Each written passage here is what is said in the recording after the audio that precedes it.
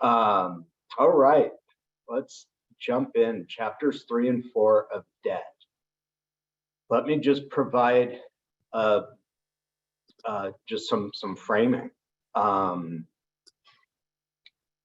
first two chapters ask, why can't debts be forgiven? Where does this idea of debt come from? And what has happened across human history that debts and credits, which have existed across time, have come to be solidified in a numeric relation structured by violence.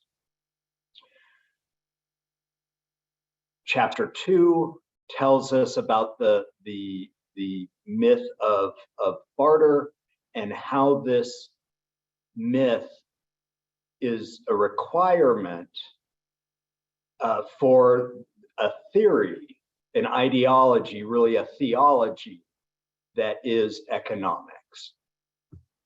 And so chapter 3 and chapter 4, which we're looking at in this session, starts with the very idea of what is it, the value of a human life, and where do the ideas of debt come from. And he starts by tracing this to India and situates it in larger questions. If one's asking about the value of a human being, then one's also asking what can morally be done to a human being? How can a human being be, what constitutes the moral system that allows a human to be compelled to do certain things, and what have those things been over time? And that those questions have come to structure us across time, taken the form of money, and that system seems to be unchangeable and fixed. And so, of course, Dawn of Everything goes back even further in time to then wonder how the global system that we have today has been structured both discursively and historically. Dawn of Everything is David's attempt to decolonize enlightenment and to show that other worlds not only are possible, but they have been possible, they have been performed in the past.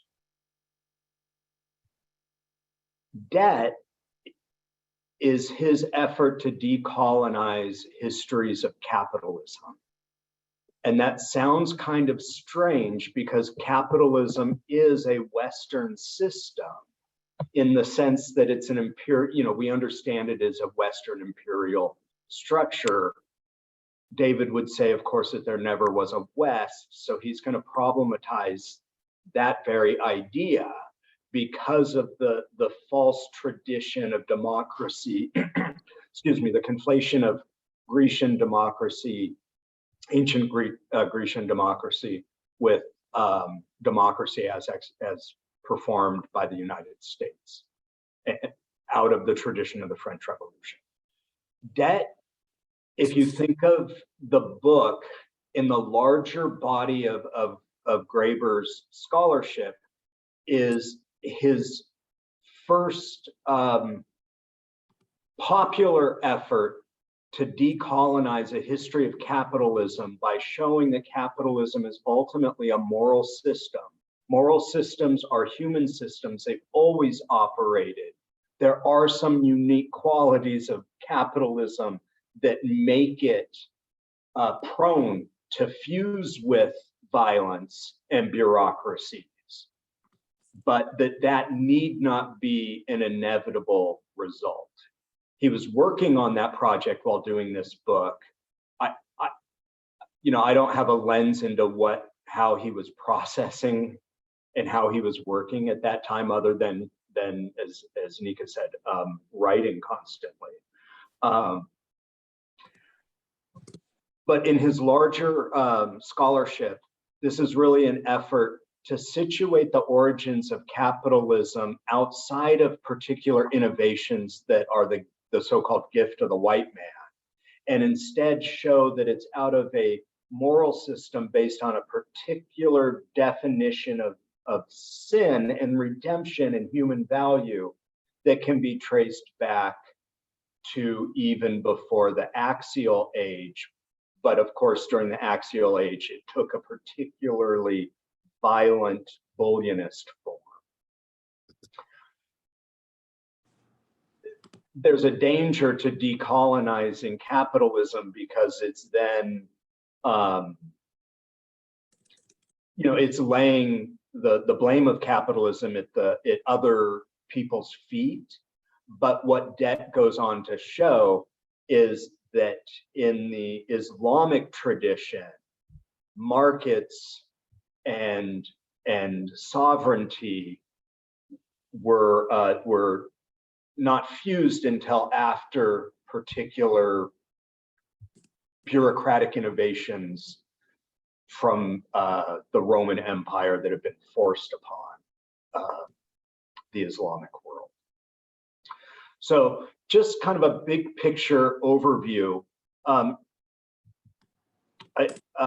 would love to hear from folks' first take on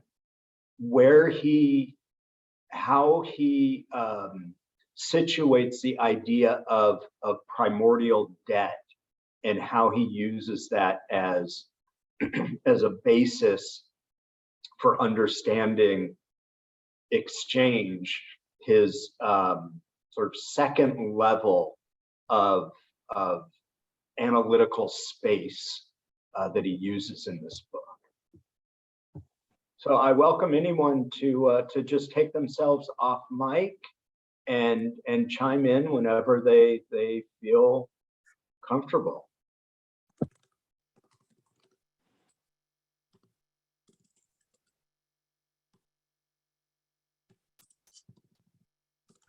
If I may,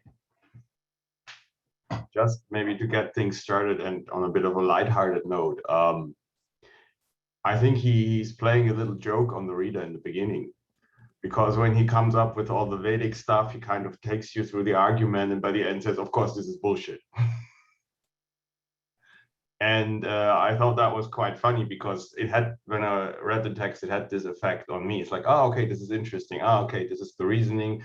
And he follows through the different steps and he says, look, in the end, you owe a debt to the universe that you can never repay. Okay, and then you can see like these people are just constructing a myth, the people who came up with all these ideas, and they're projecting their own ideas back onto this canvas which they have exhumed from somewhere, a place and a time they have very little real notion about, and then they kind of make up this whole thing. So it says, in the end, it only says something about the time and place when this was originally dreamed up, which was shortly after the French Revolution, if I remember it right. And then, of course, the joke is on the reader because it says, well, look, this is obviously not true. Yeah, just maybe. I thought that was very funny.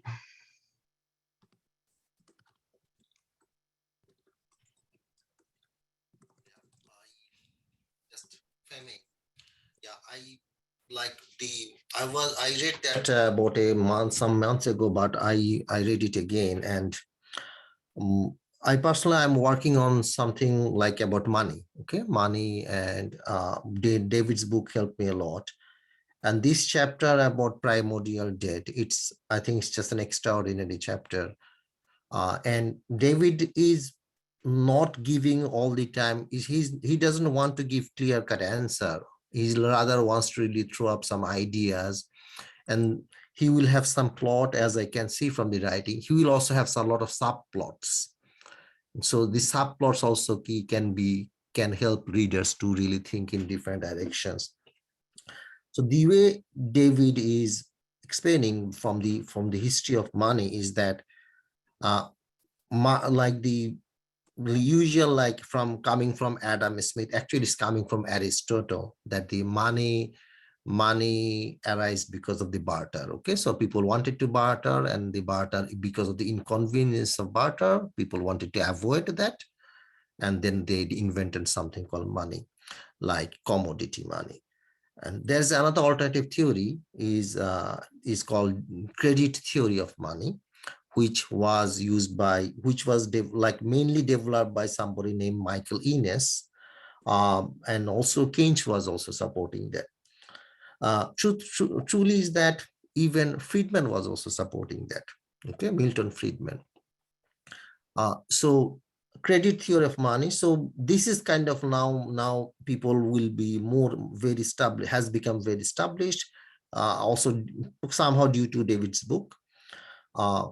Now this, so the way David was trying to say in this chapter of Primordial Debt is that king at some point of time, because they invented market, and also they invented money at the same time.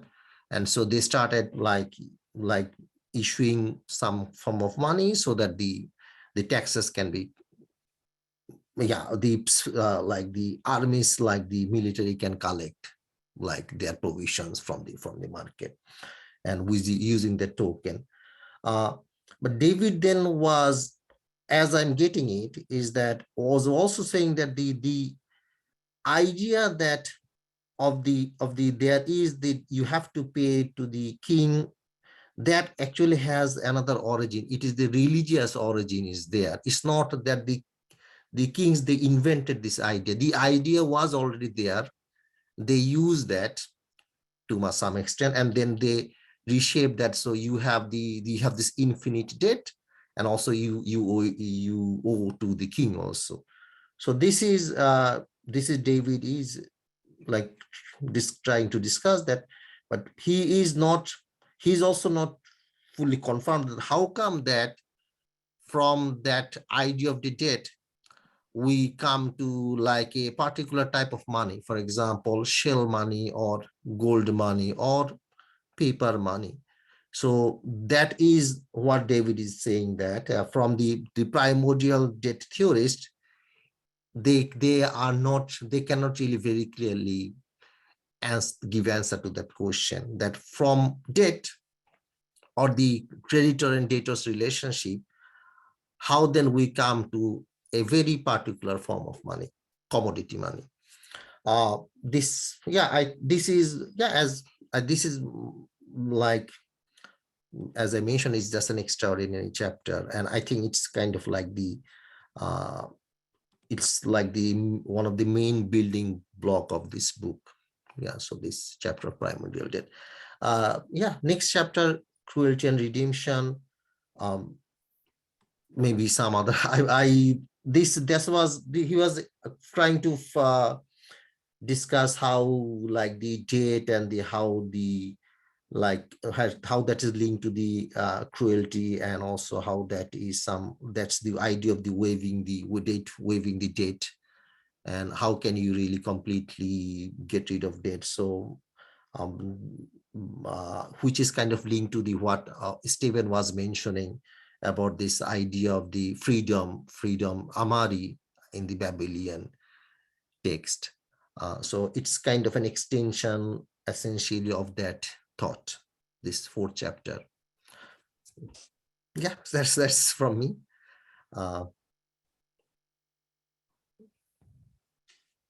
Maybe I can chime in for the next chapter, because the third chapter is the one that require economists to be explained, because it's a strong economical theory. And to go back to what I said the first time, it's very important to stress how serious this economic theory of this chapter is. because somewhere David said, I had to be a university professor because somebody saying the things I say outside university would have been treated as nuts.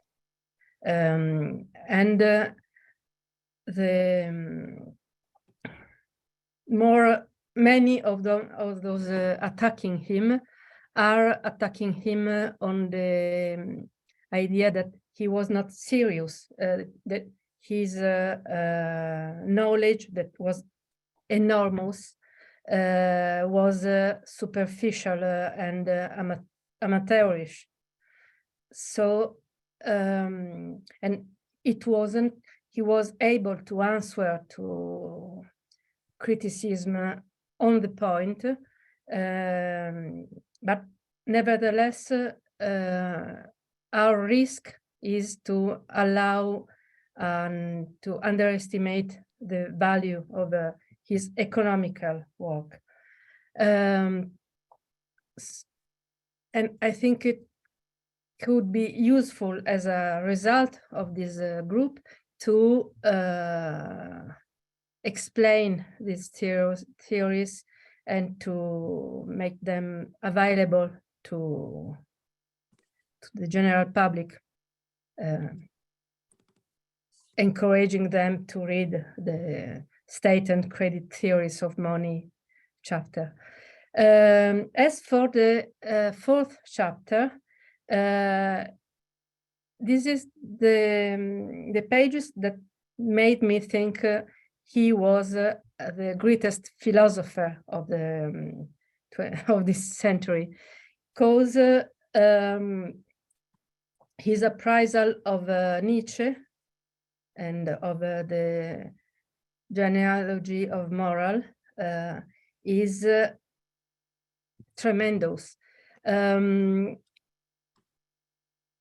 What he shows how is that what Nietzsche did was to take the idea of Adam Smith of an economic foundation of human relationships to the extreme consequences, and to show the absurdity of these consequences, and to show that those consequences are absurd in as much they erase society, social relationships, and so they erase any kind of not only ethics and moral ideas, but also the very possibility of human relationships that are not about power. What I found very interesting in the quotes from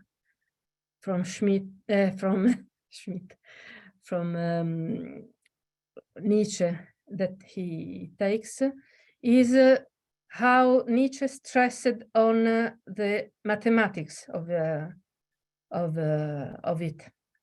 the measurability, sorry,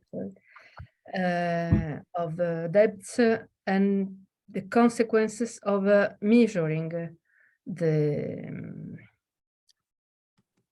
human relationships. I can't find the quote right now, but okay, so I will do without. To measure human relationships, to measure debts and promises is the very essence of money and of the idea of debt that makes it an abstract thing. And to astray from concrete human relationships is the very essence of capitalism. I'll stop there and look for my quote and give the floor to Catherine. Hi, Catherine. Okay. Thank you, Simona, so very much. I agree with you. And this book helped me very much to understand money. which is very difficult for economists as well. And we were asked in the beginning to find favorite quotes, and I just would like to share a favorite quote from the 3rd chapter with you, which says, "Credit theorists insisted that money is not a commodity, but an accounting tool. In other words, it is not a thing at all. You can no more touch a dollar or a Deutsche Mark than you can touch an hour or a cubic centimeter. Units of currencies are merely abstract units of measurement. As the credit theorist correctly noted, historically, such an abstract system of accounting emerged long before the use of any particular token of exchange." The obvious next question is, if money is just a yardstick, what then does it measure? The answer was simple: debt.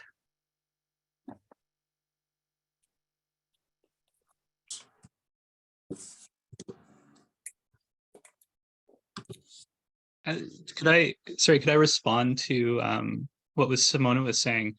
Because I was interested in those passages by Nietzsche, especially because as he sort of introduces Nietzsche, he says, perhaps surprising witness Nietzsche. And he is sort of a surprising witness because, sort of in contrast to what you were saying, Stephen, earlier, that the inevitable, that there's, with capitalism, you have sort of violence as, in the broadest sense, as the inevitable result. It seems like what Nietzsche would say would be, regardless of the system, it's going to be violence in its broadest sense is going to be the inevitable results. So it seems sort of strange. It struck me as sort of strange that he would include Nietzsche as sort of proof of his system. Nevertheless, I've been like sort of approaching the book from a rhetorical standpoint, and trying to figure out why is he introducing certain characters? Why are these important to his objective? And what I got from his inclusion of somebody like Nietzsche, who seems to me hostile to Graeber, and I assume many people here, in the idea of things like will to power, that he sort of takes this one aspect of Nietzsche and then carries Nietzsche's name over as sort of cultural currency. And so anybody that's approaching the book that's already hostile to sort of Graeber's position and more sympathetic to Nietzsche's position has sort of a bridge in order to pass over and enter into, sort of reorient themselves towards what Graeber is trying to explore.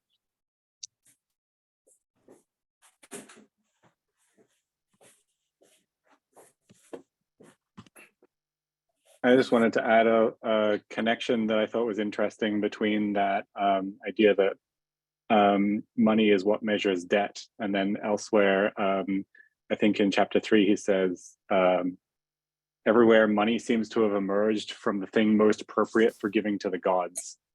And so it's interesting to connect that to the primordial debt theory and say, like, if debt is owed to society or to God or to whatever gods or religion that you have, this sort of infinite debt, that money is then used, like the object that you that sort of turned into money was the thing that you would use as a sacrifice or as a a sort of like payment on that infinite debt.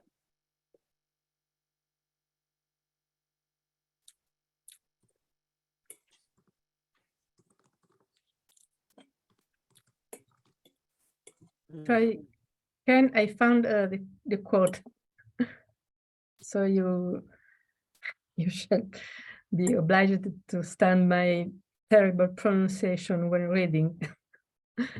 The feeling of, sorry, Yuki? Okay.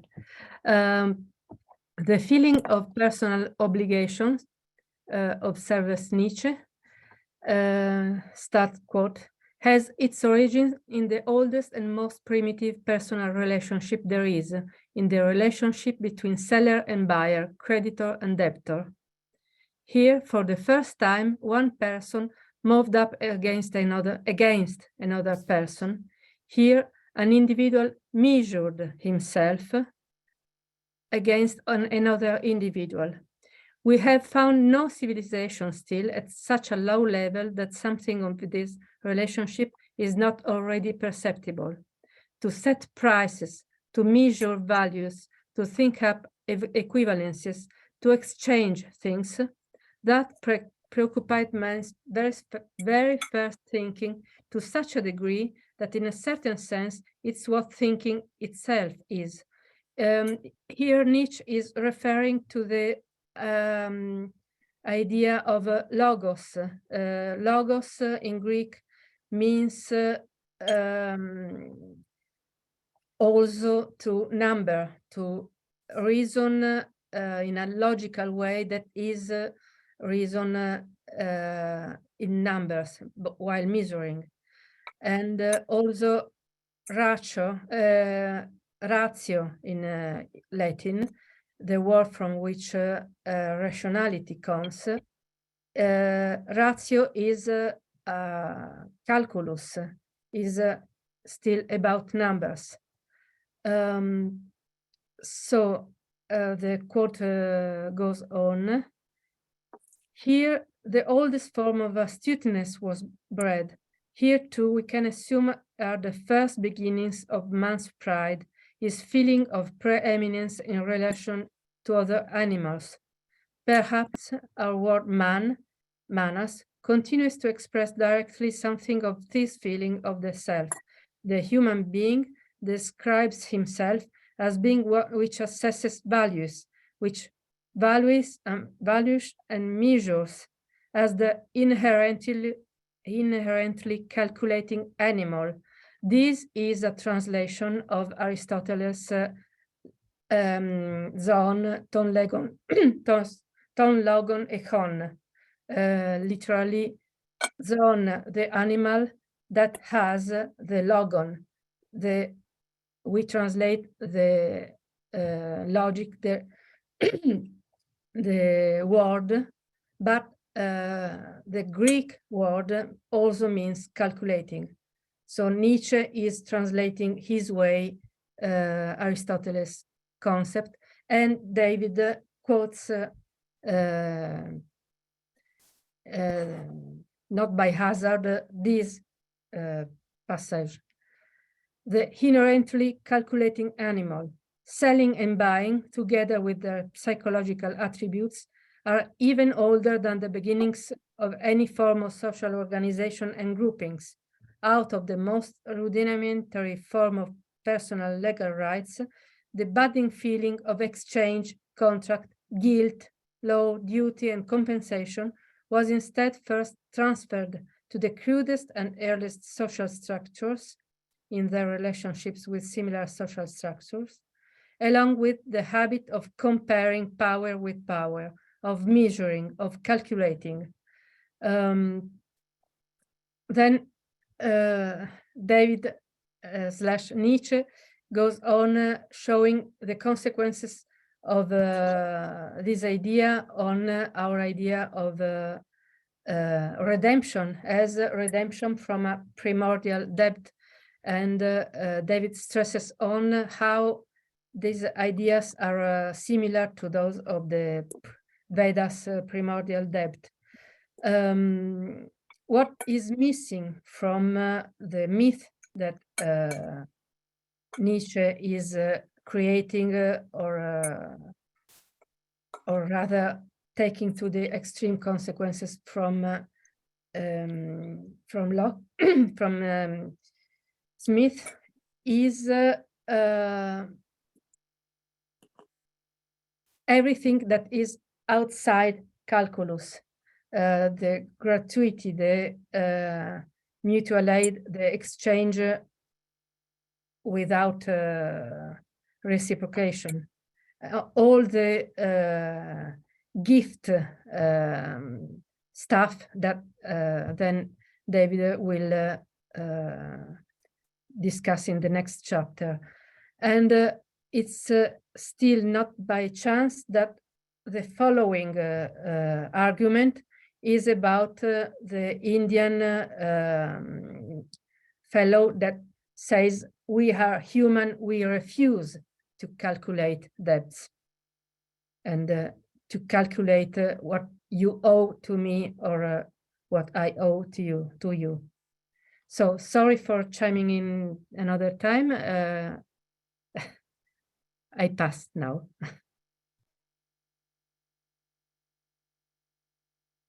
Mark?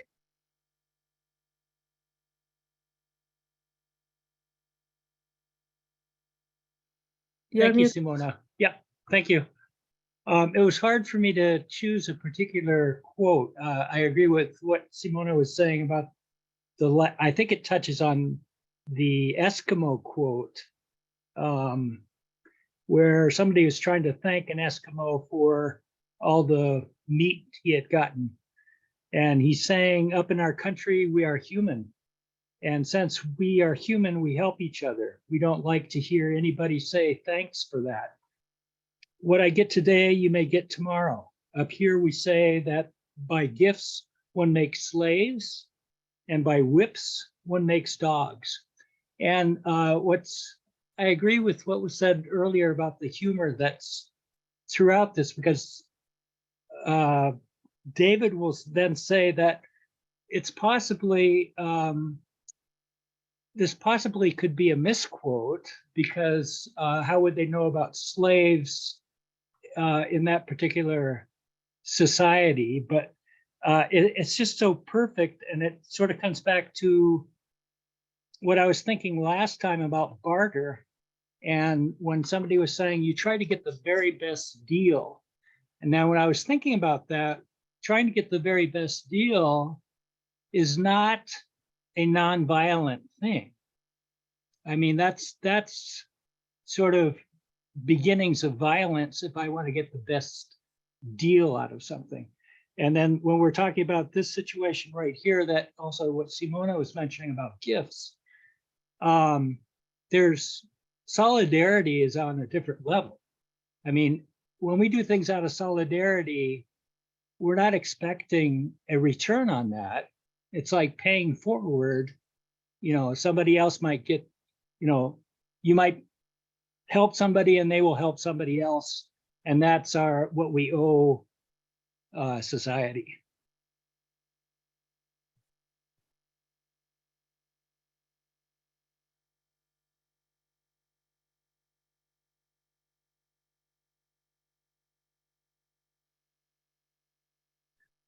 I think Mehdi was next. Thank you, Nika. I would like to share two paragraphs from David's book, if it is fine. I think these two paragraphs, they really made significant contribution to the history of economics, specifically the origin of money. So it's the paragraphs are in page 49, second paragraph. And I also have seen, like in some YouTube videos, David would talk about these issues. So David also felt them pretty important to talk about. So starting with if, so, but the next part is important actually. If nothing else, this approach helps solve one of the obvious mysteries of the fiscal policy of so many early kingdoms. So this is where it's starting. Why did they make subjects pay taxes at all? It is not a question we are used to asking. The answer seems self-evident. Governments demand taxes because they wish to get their hands on people's money.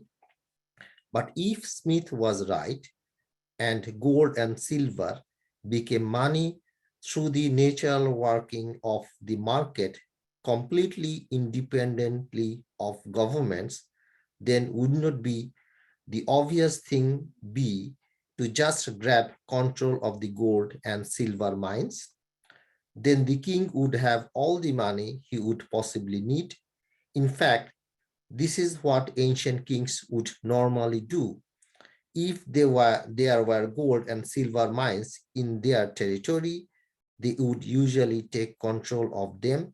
So what exactly was the point of extracting the gold, stamping one's picture on it, causing it to circulate among one's subjects, and then demanding that those same subjects give it back again. This does seem a bit of puzzle, but if money and markets do not emerge spontaneously, it actually makes perfect sense, because this is the simplest and the most efficient way to bring markets into being. Let us make a hypothetical example. Say a king wishes to support a standing army of 50,000 men.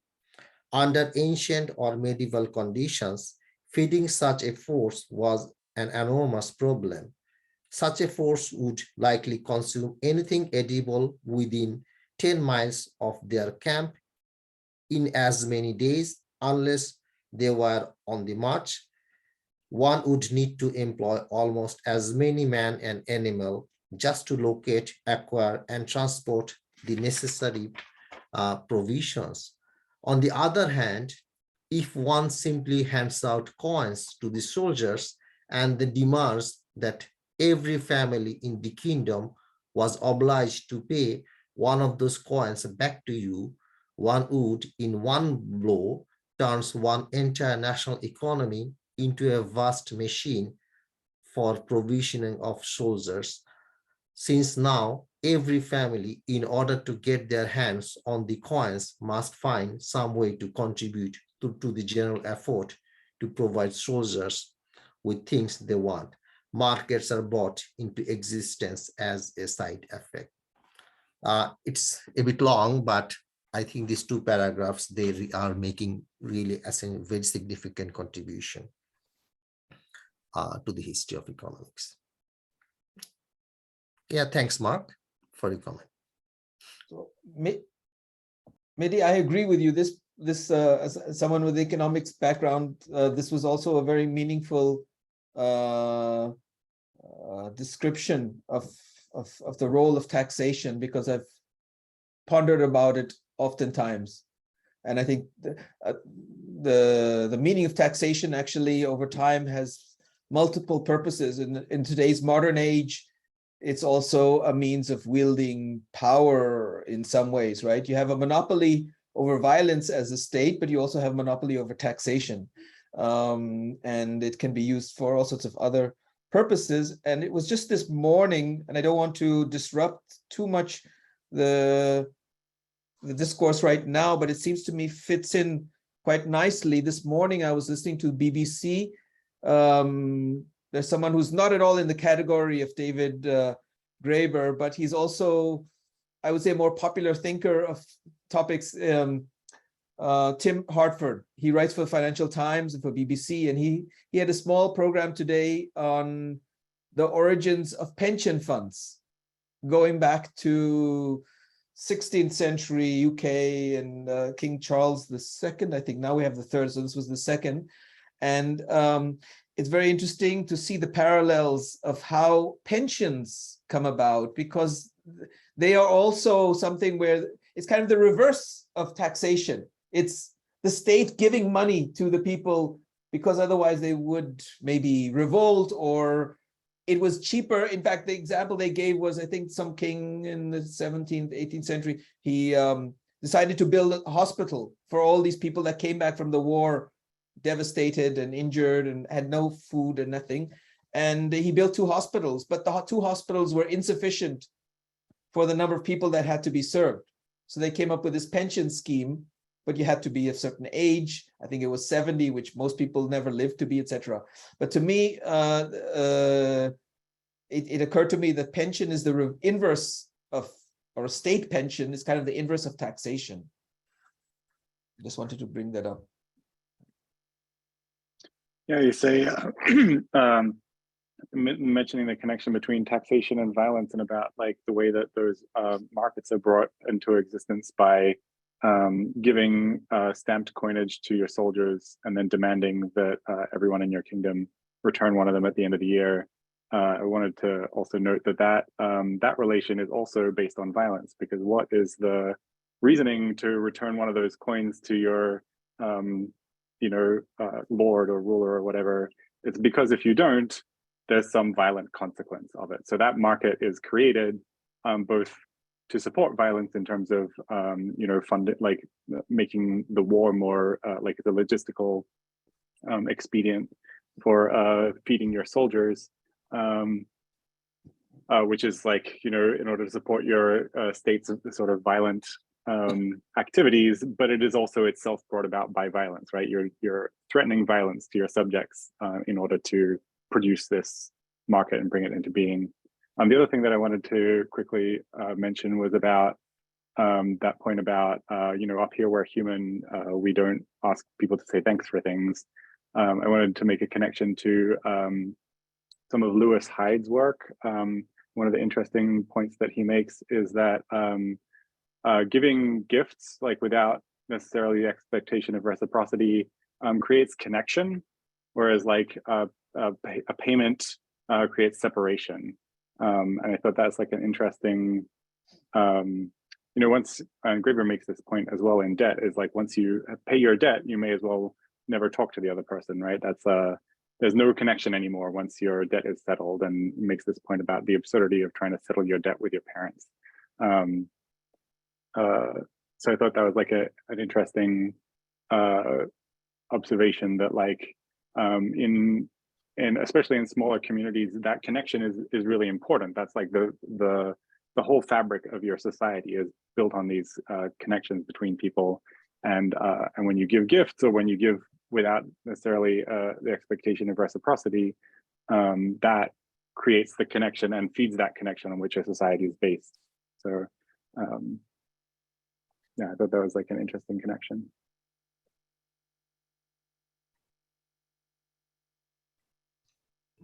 If I may jump in here, I thought in the chapter on myth making and the primordial origin of money, I mean, I think he doesn't say it explicitly, but Smith is engaged in myth making here. And he's doing that at the dawn of what we consider to be capitalism today. And this myth making, beyond justifying the position he and his people are in as the new leaders of this new society, is of course a justification for the control of the violence that they now have. And he says this is quite natural, this is how it should be, when in fact at the time it was revolutionary, because these people were engaged in a major plot. They wanted to get rid of the king, because kings are total bastards. They can take away everything you own and you can't do much about it. So Smith, Locke, and all these people, they were rebels. They were engaged in rewriting the founding myth of their society to take control of the violence. And at the same time, they were also lying to themselves, because the other thing that he mentions is this conflict. The central conflict in liberalism is between the market and the state, while Graeber clearly states one is the result of the other. The people who grabbed power at the time said, like, the market has primacy over everything else. But once this happens, they really early on understood this doesn't really work. Because if you read Smith, what he says, I'm quoting this from memory and it's probably wrong, but the gist of it is like, because for every rich man, there's like 100 poor, and the rich man would sleep in fear if it were not for the strong arm of the magistrate to keep the poor at bay. And so what you need is all these justifications for the violence, because it doesn't work. The market itself cannot sustain itself without the state. And all the liberals are engaged in this myth, and they cannot back out of it, because once they back out of it, they would have to give back something more. And then someone else once paraphrased this as like, the problem the liberals have with the state is can't live with it, can't live without it, don't want to pay for it. But you need the whole machine to make it work. One part doesn't work without the other. And I think he kind of shows this very clearly in here.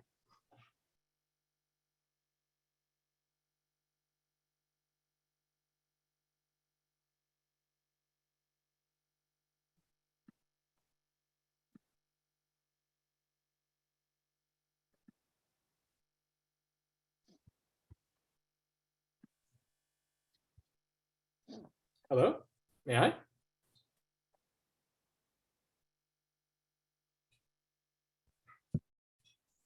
Yes, go ahead.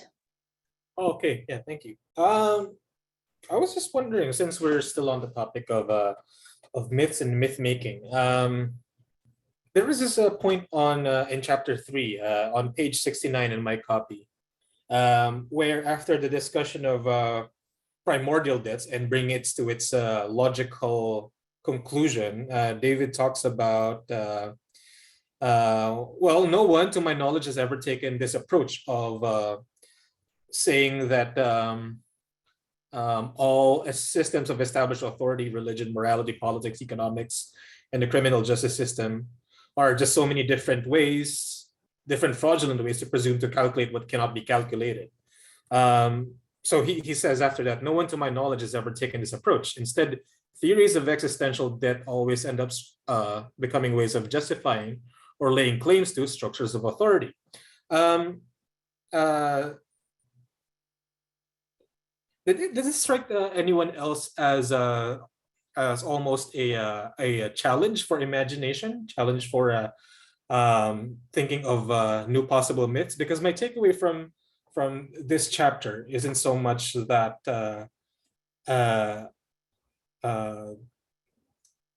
debt is something that's something mythological, is something that we can do away with. It's more like human beings make myths as by virtue of being human. And if we were to make myths anyway around value, you might as well make one that or abide by one that creates greater possibilities for freedom.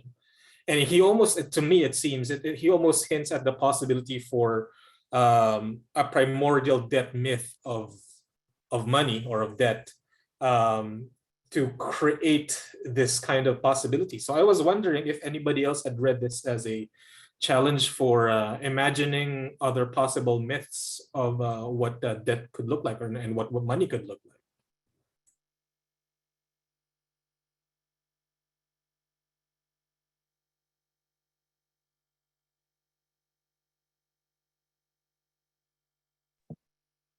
Anyone like to, Simona, would you like to speak?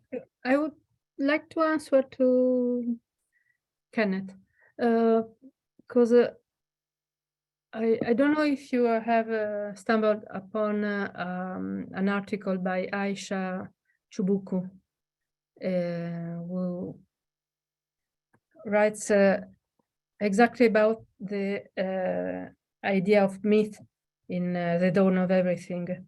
And she says the Davids are building a myth with the dawn, an alternative myth. And I think I disagree with her. I still have to elaborate on it. But there are two sides of myth in David, in my opinion. One is myth is the way humanity thinks collectively. We think of ourselves, we build society through mythical thinking, through imagination. And the other side of myth is his long life work of debunking myths, of destroying, of showing and dismantling the common sense that makes our imagination stuck. It was a work on freeing the imagination and our ability of myth making as an ability of collective thinking. I don't think building, suggesting myths on his part was part of the project, because yes, you can contribute to collective myths, show possibilities, but this is another thing than building myths. So there is this ambivalence of myth in David, but I think he was more on the side of freeing the imagination from myths and from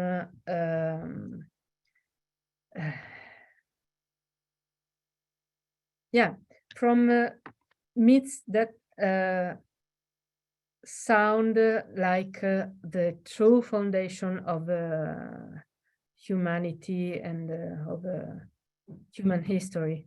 Both the myth of Barter and the myth of the good noble savage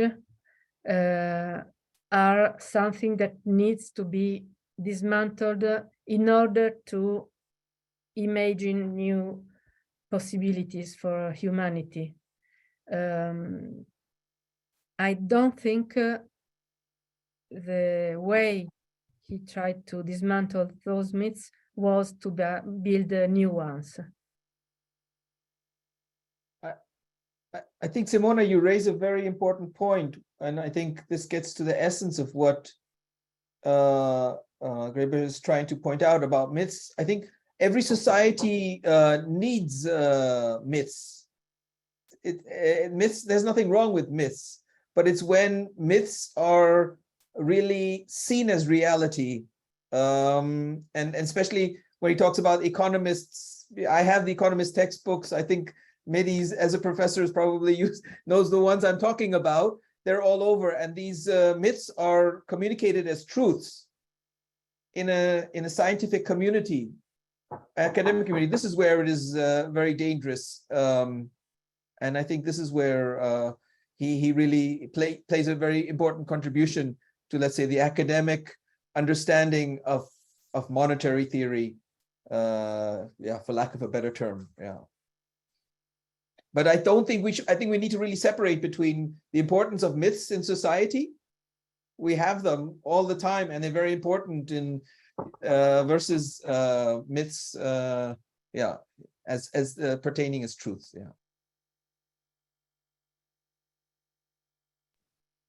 I agree with Simona.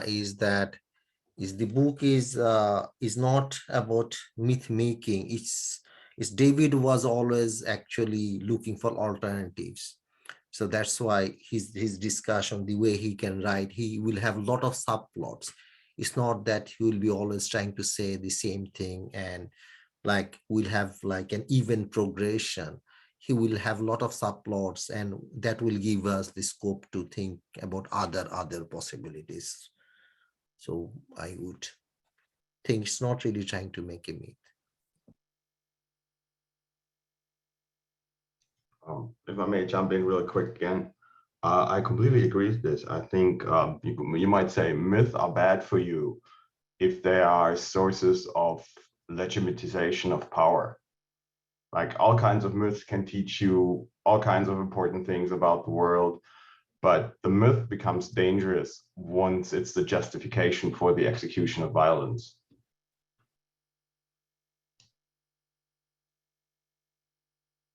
I'm sorry, Christian, are you saying that's wrong, or just stating that as a fact? Because nation states are built on lots of myths, and that's just, I take that more as a fact that yes, they exercise their power and they have a monopoly over violence, but it's neither right or wrong. That's just a way of not indulging in all the truths, because they may be more painful. Yes, I think America today is built on a lot of violence, and the myth you learn in high school in American history class is of it starting with the Mayflower and everything, all sorts of other myths, but it's not. I mean, how far do you want to go back? I think it's more just. I think myths also have a place in society in offering some sort of stability.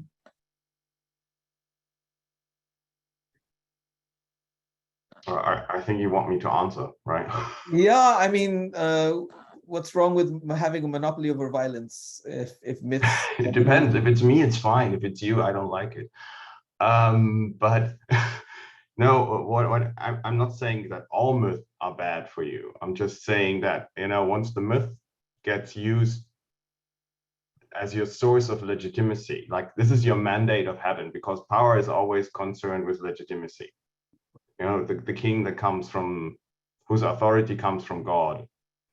And once you have this myth in there, you don't really need to think about it anymore. Then it becomes automatic. You know, everybody knows this is true. We don't have to think about it. And if you don't have to think about it, then you can't change it. I think this is the point. Maybe, I mean, I'm guessing here, but I think the way he tackles the myth in these chapters is like, look, this all seems very logical, but it usually doesn't have much basis in reality. It's something we tell ourselves to feel, maybe to not have to think. I don't know. I'm speculating here.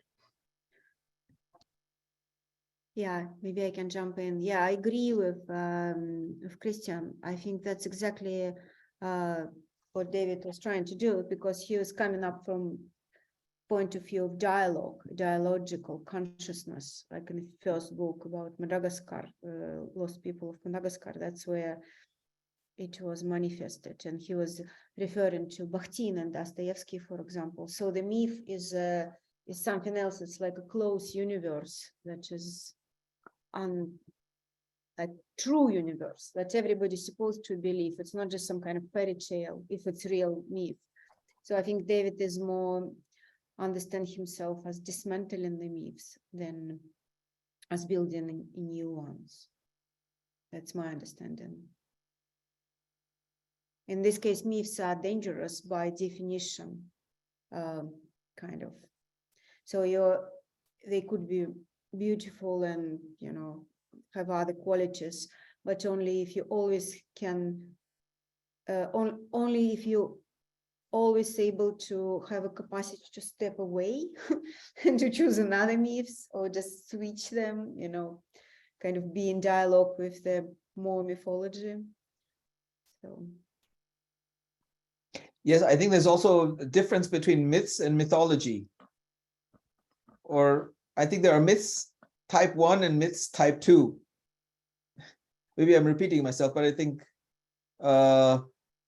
myths that can be, as you point, Nika, that can be demystified or deconstructed and I think this is where he's doing it specifically in the context of the origins of money and barter, and he really does is a wonderful contribution. But I think there is mythology as an institution. The Greeks had it with their mythology.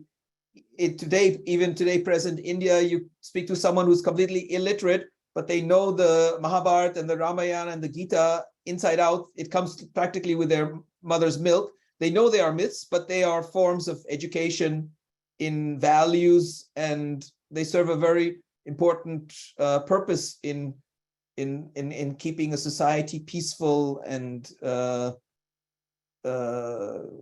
and having a certain moral standard, or understanding that life is complex. It serves an education. And I think if we are in understanding that there are both dimensions, myths and mythology, that they're two separate things. Yeah. Maybe Bruno van der Bosch wanted to speak, and then there was something interesting in the chat, and it could be discussed here. Bruno?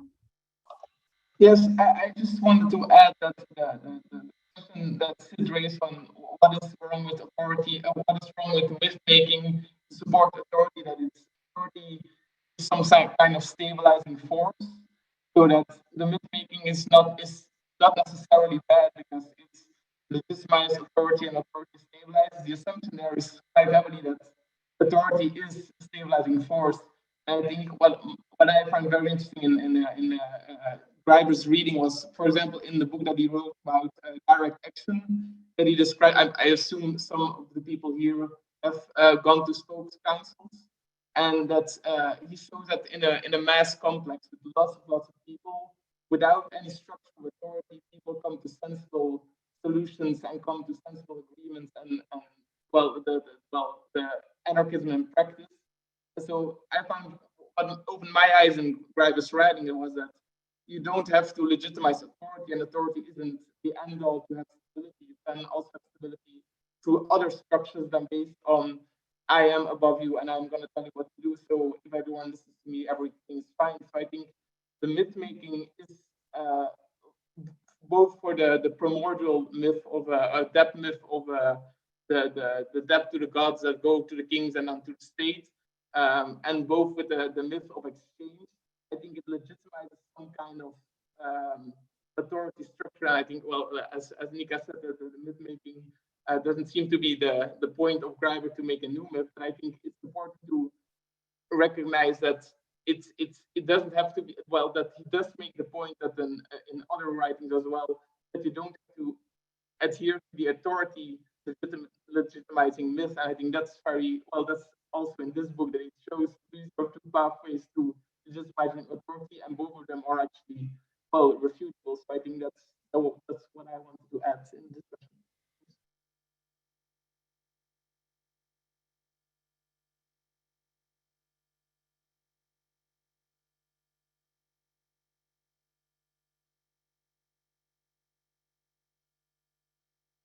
Christian? Christian, do you want to speak, or it's an accident? Steven, maybe we should wrap up. It's 9 o'clock, but it's also, Simona was right that it was a lot of interesting suggestions in chat, and people who did it, maybe they can speak.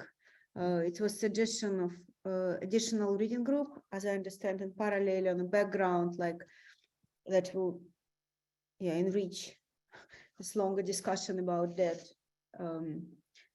So Francisco was proposing that. Maybe, do you want to tell it to everyone? Yeah, can you hear me? Yep. Wonderful. Yeah, no, I was I was working on this chapter, on these subjects some time ago, and I thought that a reading of Walter Benjamin writings on capitalism as religion, as well as the kind of re-elaboration that more recently George Agamben made, would be a great asset to make an interesting comparison of what, for Benjamin as well as for Agamben, is more of a philosophical intuition, whereby for David is maybe a more interdisciplinary and elaborated thought. But I thought it would be a great idea to make a comparison. I don't know how it would be good to structure it, though. Maybe Simona can help, because she and Vasily have this David and his philosophers reading group, and we already did one on Walter Benjamin, and it will be really great maybe to get a guest people if they if Vasily agree on that. Yeah, and our last reading group with Nix Maligo and Lisa was until now the best one we had. You can retrieve it on YouTube. Maybe I can find the link. And we, in that occasion, we said it would be good to have another reading group on Benjamin and David. And Nix Maligo is working on this subject, exactly following Agamben. So definitely we should have another session about it. And also, what I was thinking, saying before about myth, reminded me of the thesis of a friend that got her degree 2 weeks ago, about Spinoza and the emendation of the intellect. And her thesis contains a very good criticism of Negri's idea of multitudo, and it's all built around the idea of an emendation of intellect, of the collective intellect, that is, in Spinoza, imagination, that is myth. So I have to agree about it with Vasily, but I really want to have her discussing this thesis with us in the next time. And so we can, we can have both Benjamin and Spinoza again and again and again. Yeah, I would definitely want to be involved in that. Thank you very much for the offer and the suggestion. Yes, there is, Nick. Do you see that in the chat, Simona? Yes. Yeah, backed in. Yeah, all of us, absolutely. Yeah, you're playing into our favorites. So yeah, absolutely. Yeah, I mean, this is, we'll be able to move forward with all this. So, just think in terms of what is it, hubs and spokes, and think that way. In terms of any additional things, if there's I'm a little brain dead, so I'm not even going to try to dig for any quotes. I see Michael wants to talk, and maybe Christian, or maybe his hand is just up. And then definitely we should start. We should say our goodbyes. Michael. Okay, so maybe it's too late in the evening to add new questions, but I just want to get people's comments on. Absolutely is. Yeah, I just want anybody's comments on why the chapter was called Cruelty and Redemption. So, because largely it becomes a theory of money, but he's sort of thrown in there these kind of moral arguments around theories of money. Famously, the myth of the servant who is forgiven their primordial, their infinite debt, and then they punish someone else by charging them the debt. And then they talk about the cruelty of the sort of theories of, debtors, but which is ironic, because I think they said that many people who are debtors weren't actually abused physically. But anyway, any comments on, because it didn't sound to me like a big long discussion of cruelty and punishments and all that, but that's kind of what was the envelope within this discussion of money. Happy to see anyone's comments, or happy to leave that to be a larger discussion as we continue. Yeah, let's put that one in the parking lot, and we can get back in the car in the next one. So thank you, everyone. We'll do this again in 2 weeks. So we'll do chapters 5 and 6. Have a good next 2 weeks. I hope you're safe and that you take good care of yourself.